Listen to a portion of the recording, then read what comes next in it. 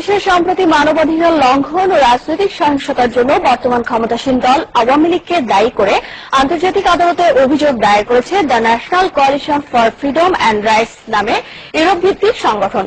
জেনেভার হেগে আন্তর্জাতিক আদালতে সংগঠনটির পক্ষে আবেদনটি দাখিল করেন ব্রিটিশ আইনজীবীরা। শুক্রবার রাতে এক ব্রিফিংয়ে লিখিত বক্তব্যে ব্রিটিশ আইনজীবীরা বলেন, বাংলাদেশ সরকারের বিরুদ্ধে দেশটির সাধারণ মানুষ ও বিরোধী দলের নেতাকর্মীদের হয়রানি, গুম, বিচার বহির্ভূত হত্যাকাণ্ড ও বিভিন্ন নির্যাতনের অভিযোগ আনা হয়েছে।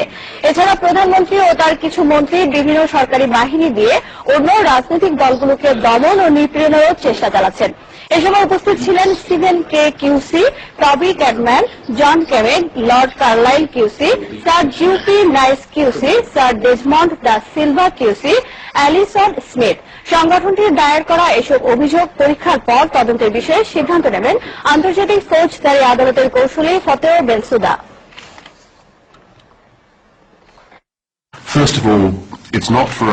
কয়েকশো মানুষ নিহত হয়েছে, যদিও অভিযোগ আছে কয়েক হাজার মানুষ নিহতের।